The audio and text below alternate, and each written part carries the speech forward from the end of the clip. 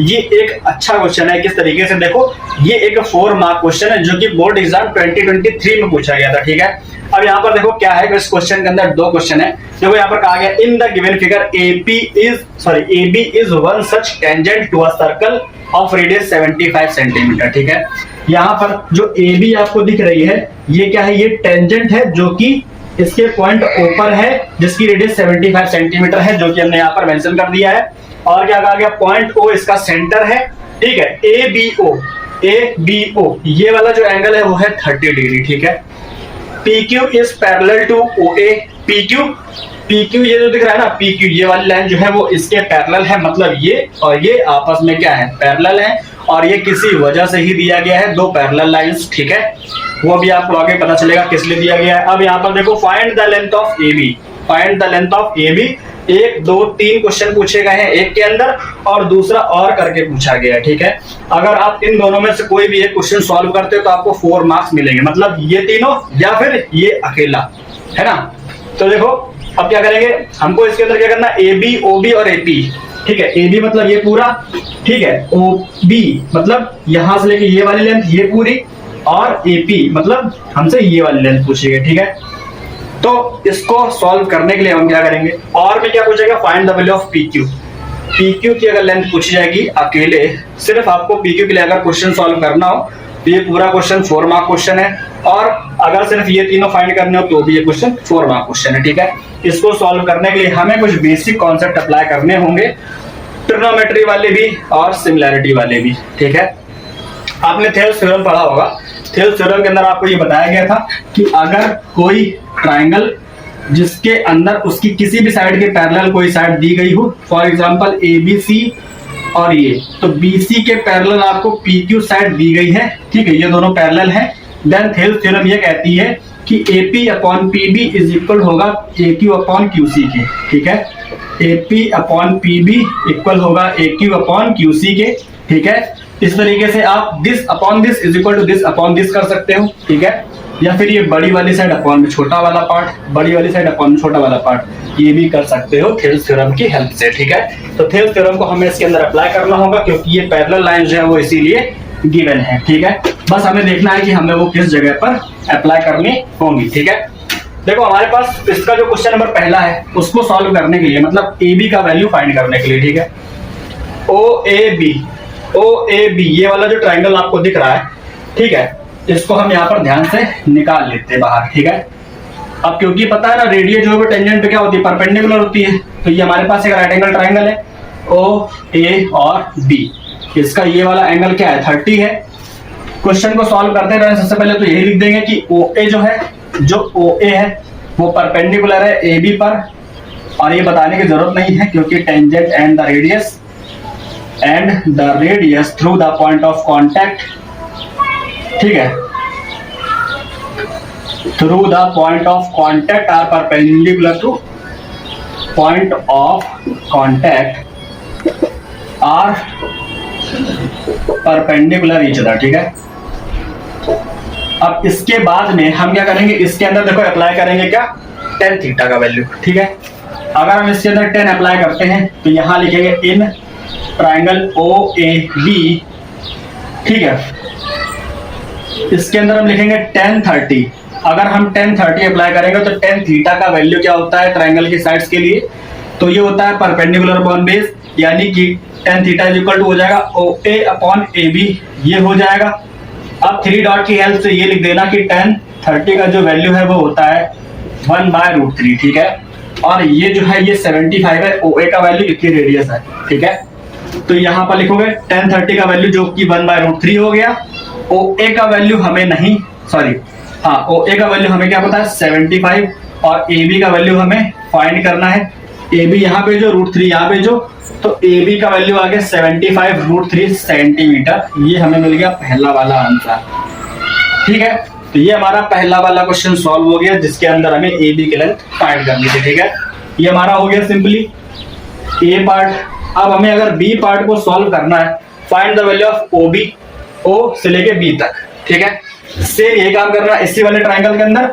अब हमें क्या करना है कि ऐसा फॉर्मूला अप्लाई करना है जिसके अंदर परपेंडिकुलर और हाइपोटेनस आता हो, ठीक है। तो परपेंडिकुलर और हाइपोटेनस किसके अंदर आता है? तो ये हमारा आता है साइन थीटा के अंदर, ठीक है। किसके अंदर आता है? साइन थीटा के अंदर। आप लोगों ने पीबीपी अपॉन एचएचबी पढ़ा होगा, तो पी अपॉन एच साइन का वैल्यू होता है, परपेंडिकुलर अपॉन हाइपोटेनस। तो सेम वही वर्क करेंगे, क्या लिखेंगे? In triangle O A B sine 30 is equal perpendicular यानी कि ओ ए अपॉन हाइपोटेनस यानी कि ओ बी, ये हो जाएगा। और यहाँ पर 3 डॉट की हेल्प से लिखोगे साइन 30 इज इक्वल टू 1/2 होता है। तो साइन 30 का वैल्यू हो गया 1/2, ओ ए का वैल्यू है 75 अपॉन में ओ बी, तो ओ बी इधर और 2 इधर, तो O B is equal to क्या आ जाएगा? 2 का मल्टीप्लाई 75 में, तो ये हो जाएगा 150 सेंटीमीटर, ठीक है। ओ बी की लेंथ क्या आ गई? 150 सेंटीमीटर आ गई। तो पहला ये दूसरा हमारे सॉल्व हो गए, ठीक है, इस तरीके से हो गए। तीसरा हमारे पास है find the length of A B, find the length of A P. अब ये ए पी जो है किसी भी ट्राइंगल का कोई पार्ट नहीं है ना, ए पी जो है कोई ट्राइंगल फॉर्म नहीं कर रहा है, तो इसको हम सॉल्व करेंगे इस पैरेलल लाइंस की हेल्प से, ठीक है। तो वही हम करेंगे, क्या यहाँ लिखेंगे, देखो ये ए और बी वाला पार्ट अगर आपको समझ में आ गया तो इसको ध्यान से देख लो, नोट कर लो इसको एक बार, क्योंकि अब हम इसको यहाँ पर रफ करेंगे, ठीक है। ये जो थर्ड वाला पार्ट है हल्का सा लेंदी है, जो कि हमें इस पूरे में, इसके लिए हमको ये पूरी जगह चाहिए होगी। तो यहाँ पर जो जो वैल्यूज हमने फाइंड करी है उनको हम अलग से नोट कर लेते हैं, ठीक है। हमने क्या किया, ए बी का वैल्यू फाइंड किया, वो हमको मिल गया 75√3 और ओ बी का वैल्यू हमको मिल गया 150, ये पूरा 150।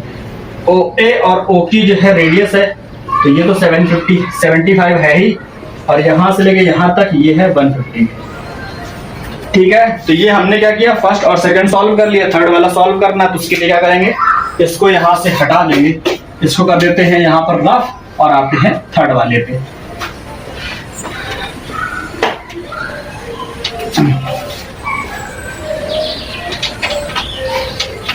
ठीक है, अब देखो इसका जो थर्ड पार्ट है, इसके अंदर find the length of AP हमको करना है। एपी की लेंथ फाइंड करनी है, तो क्या करेंगे, यहां पर ट्राइंगल उठाएंगे ओ बी ए वाला, ठीक है, या फिर ओ ए बी वाला। देखो ये कुछ इस तरीके का ट्राइंगल है, जिसके अंदर ये ओ ए है और ये पी क्यू है, पी क्यू ओ ए, और ये क्या है, बी है, ठीक है। ये 30 इससे मतलब अभी नहीं है, क्योंकि अब हमें इसको अप्लाई नहीं करना, ठीक है। ये इसके पैरेलल है ना। ये ट्रायंगल हमने यहां से उठा के बाहर निकाल लिया। इस ट्रायंगल को अगर आप ध्यान से देखोगे, in triangle O A B, जो ओ ए है वो पैरेलल है, ओ ए है वो पैरेलल है पी क्यू के, और ऐसा गिवन है, ब्रैकेट में आप लिख दोगे कि ये गिवन है, ठीक है। ये हमने आपको समझाने के लिए बाहर निकाल के रखा है। आप लोग एग्जाम में ऐसा ना करना, चाहो तो कर भी सकते हो, कोई दिक्कत नहीं, इससे मार्क्स नहीं कटेंगे, ठीक है।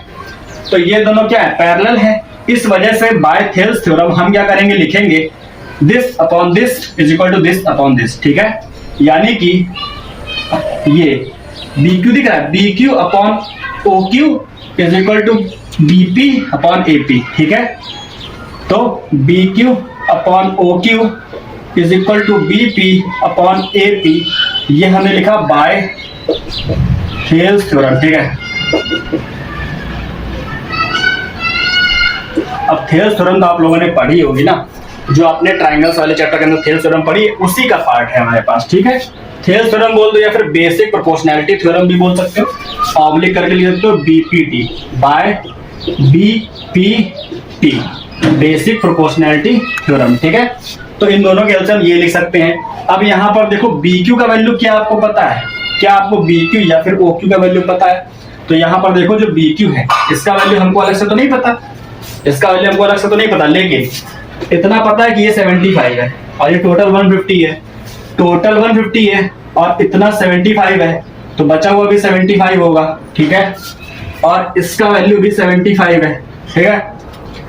ये हमारे पास 75 हो गया। BQ का वैल्यू 75 अपॉन OQ का वैल्यू भी 75 इज इक्वल BP। BP का वैल्यू नहीं पता है, AP का वैल्यू फाइंड करना है, तो BP को लिखेंगे AB अपॉन AP। अगर AB में से AP सब्ट्रैक्ट करें तो इसका वैल्यू आ जाएगा, है ना। तो BP को लिखेंगे AB minus AP upon AP, ठीक है, ऐसे लिखेंगे। हमने BP को इस फॉर्म में लिखा कि AB में से अगर AP डाले तो C का वैल्यू आएगा, तो BP को हमने इस फॉर्म में लिखा। AP वाला अगर डिवाइड करो, ये कैंसिल होकर के 1 हो गया, AB अपॉन AP माइनस का AP अपॉन AP, ये कैंसिल होकर के 1 हो गया, AB upon AP minus 1 is equal to यहाँ पे भी 1 है। AB का वैल्यू क्या है, AB का वैल्यू हमें मिला था 75√3, उठा के यहाँ रख देंगे, ठीक है। इसको इधर ले आओ, इस 1 को उधर भेज दो या फिर 1 इधर भेज दो, ये वाला 1 इधर आकर के ऐड हो जाएगा, 2 हो जाएगा। यहाँ पर क्या लिखा है, AB अपॉन AP, ये 1 है और ये वाला 1 इधर गया तो प्लस का हो गया, ये 2 हो जाएगा। AB का वैल्यू क्या है, 75√3 upon AP is equal to 2 हो गया ये, ठीक है। ये हो गया 2, यहाँ पर आ गया 2, AP उधर में तो 2 को नीचे ले आओ, ठीक है। तो AP इज इक्वल टू हो जाएगा 75√3/2, ये इतना सेंटीमीटर आ जाएगा हमारे पास इसका वैल्यू। इसको आप डिवाइड करके 37.5√3 भी लिख सकते हो, ठीक है। ये हमारे पास AP का वैल्यू आ गया जो कि ये पूछा गया था, ठीक है। अगर हम इन तीनों क्वेश्चन को सॉल्व करते हैं तो हमारा ये वाला 4 मार्क्स का जो पार्ट है ये सॉल्व हो जाता है, ठीक है। अब अगर हम इन तीनों को छोड़ करके सिर्फ इसको सॉल्व करना चाहे, find the value of PQ, then क्या होगा। अगर हमें सिर्फ PQ का वैल्यू फाइंड करना है देन उसके लिए क्या करेंगे, सिंपली देखो क्या करेंगे कि अब हम इसको हटा देते हैं। AP का वैल्यू जो हमने फाइंड किया इसको हम यहाँ पर नोट करके लिख लेते हैं। हमें AP का वैल्यू फिर भी चाहिए होगा अगर हम इसको सॉल्व करते हैं तो, ठीक है।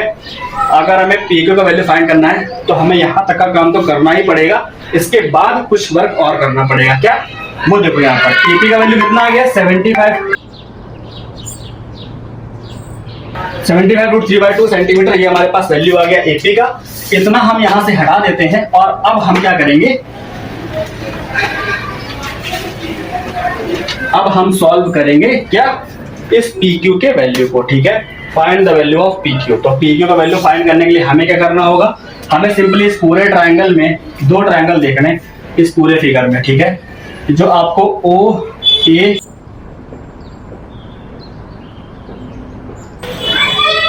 जो आपको OAP दिख रहा है, ठीक है, और ये इसके अंदर आपको 2 ट्रायंगल देखने को मिल रहा है, एक ये बड़ा वाला और एक छोटा वाला, ठीक है। और ये 90 है ना। तो अब इसके नेक्स्ट पार्ट के लिए हमें क्या करना होगा, यहाँ पर 2 ट्रायंगल, इन ट्रायंगल OAB ये बड़ा वाला एंड ट्रायंगल QBP, ठीक है, QBP, इन दोनों ट्रायंगल के अंदर जो ये वाले एंगल है ये दोनों इक्वल है। क्यों, क्योंकि ये दोनों देखोगे आप तो ये एक लाइन है और ये दोनों करस्पॉन्डिंग एंगल्स है, ठीक है। तो एंगल BQP जो है, मतलब बड़े वाले ट्रायंगल की बात करें तो इसका ये वाला इसके इक्वल होगा, ठीक है। तो BOA, angle BOA is equal to the angle BQP, ठीक है। और ये क्यों इक्वल है, क्योंकि ये करस्पॉन्डिंग एंगल्स है। कौन से हैं, करस्पॉन्डिंग एंगल्स है, ठीक है। इस वजह से ये क्या इक्वल है। इसके बाद सेकंड है हमारे पास क्या, जो एंगल B है ये बड़े वाले में भी है छोटे वाले में भी है, तो कॉमन है, यानी कि OBA बड़े वाले का, छोटे वाले का QBP, ठीक है। ये दोनों इक्वल है क्योंकि क्या है, दोनों में ये कॉमन है, तो कॉमन एंगल्स हैं। अगर हमारे पास किन्हीं भी 2 ट्रायंगल के 2 एंगल्स इक्वल है देन हम बोल सकते हैं कि दोनों ट्रायंगल क्या है, सिमिलर ट्रायंगल है, ठीक है। सो देन क्या हो जाएगा, देन ट्रायंगल कौन सा ट्रायंगल,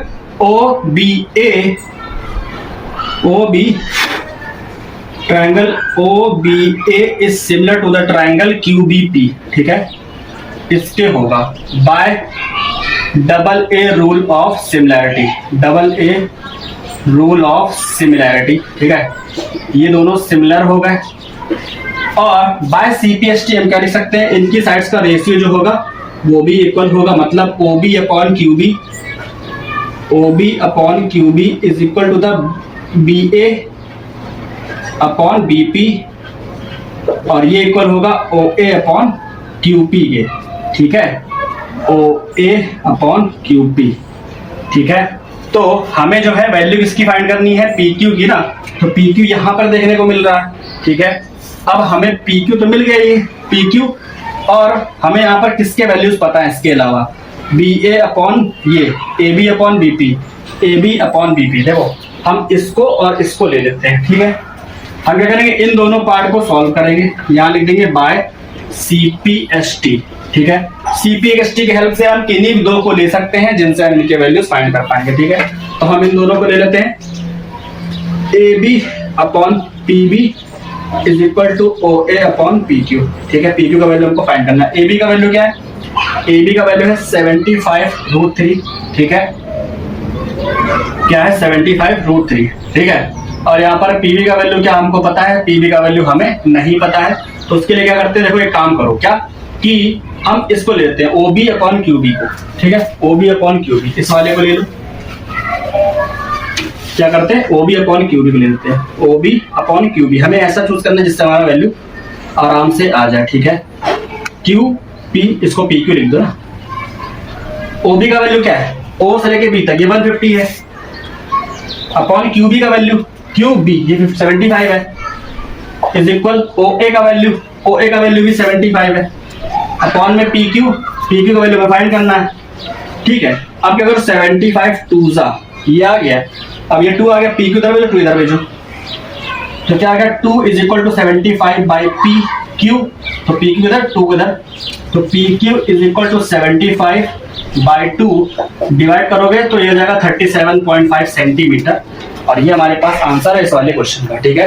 तो अगर आप सिर्फ इस वाले क्वेश्चन को सॉल्व करते हैं और वाले को, तो इसके पहले जितना हमने वर्क किया है वो पूरा करने के बाद आपको ये वाला अलग से करना पड़ता, तब आपको 4 मार्क्स मिलते।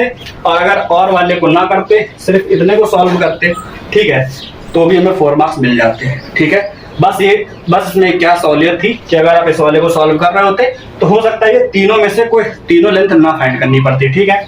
हमें सिर्फ ये ऊपर वाली लेंथ चाहिए होती और बाकी तो हमें गिवन ही था, ठीक है।